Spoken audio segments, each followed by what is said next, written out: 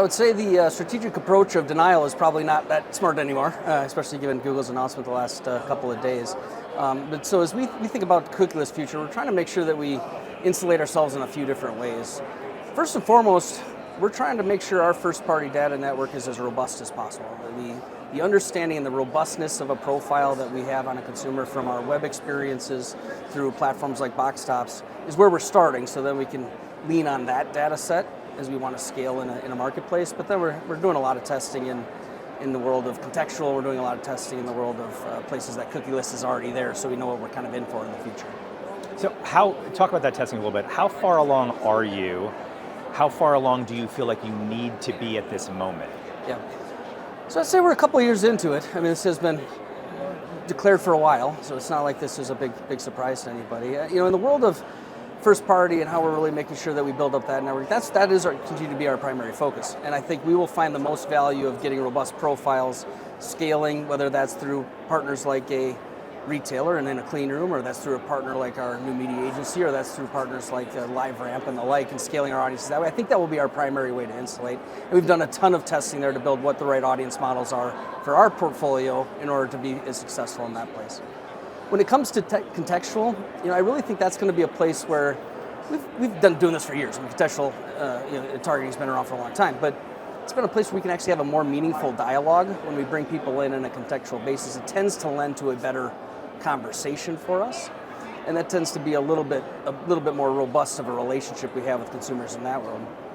But as it relates to just really purely testing in a cookieless digital environment and understanding the ability to scale audiences, that's where we're kind of in our youngest journey on that front, but have made a lot of learnings over the last couple of years. So I feel like I know what the answer to this is based on what you were just saying, but it sounds like you're going to have a lot of partners ultimately. It's not just going to be one partner or two partners. It's not just going to be Google Privacy Sandbox, et cetera. Is that correct? I mean, and what do you think the scope of that is? Yeah, well, that's my belief. I think we're going to need to have a significant amount of retail partners, handful of retail partners that we're going to be partnering with, because they're all going to want to have their own clean room with their own data sets that we're trying to optimize for that retail partner. We're going to have a few media partners and a few big media properties that we're going to be partnered with. And so, is that scale going to be hundreds? Of course not.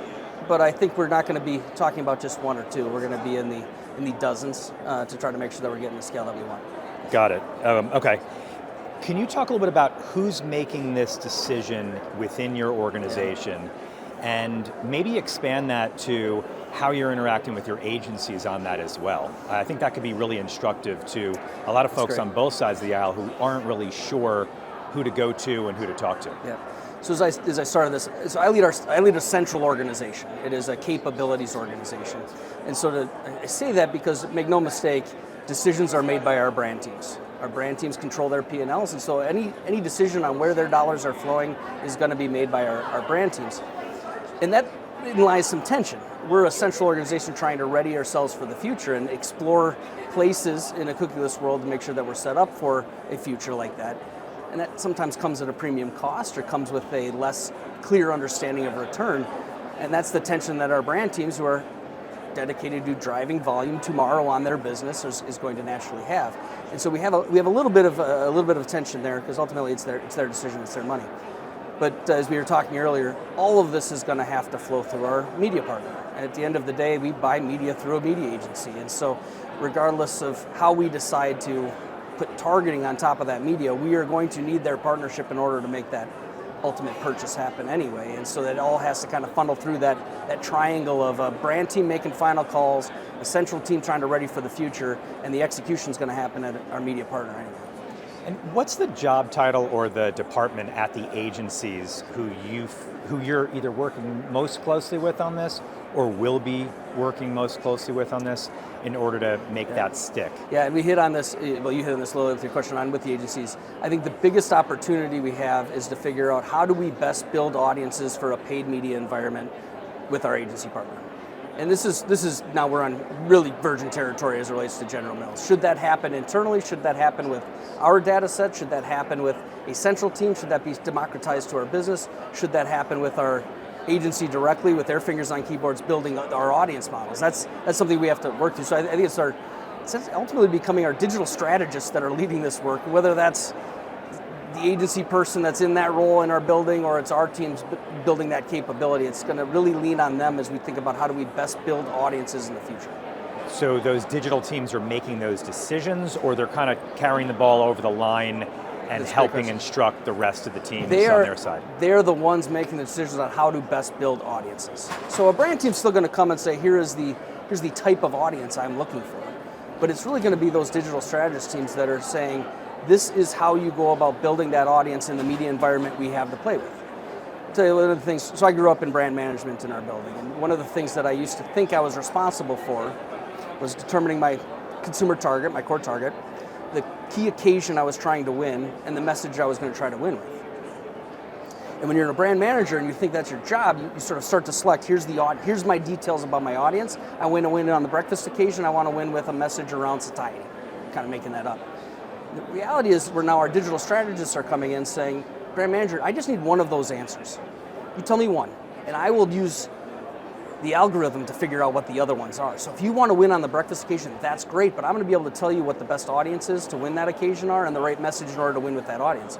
You don't get to pick all three of them anymore. You really have to be focused on what is most important to your business and ultimately let the digital strategists and the computers do the work on picking the other two. Awesome. Last question for you. It seems like General Mills is way ahead of where many other companies are at this point. Maybe not everyone, but you seem to have really kind of landed what you need to accomplish here. What kind of advice would you have to people who are in roles like yours, or just clients across the board about what do they need to do right now to be prepared? So I don't know. I don't know that I know that we're way ahead or not. I think the thing that has set us apart recently is we've been very declarative about what the role of data is in our strategy. And when you start talking about your marketing data strategy, you're talking about data in general, everybody spins this to a very broad place. And what we've been really clear on is to say there's really only 4 things we're ever going to do with data as it relates to marketers. We're going to target people differentially. We're going to give them some sort of personalization, message, creative content. We're going to be able to measure. We're hopefully going to be able to get some good insights out of that data for product development or the like in the future. But it's really only those 4 things.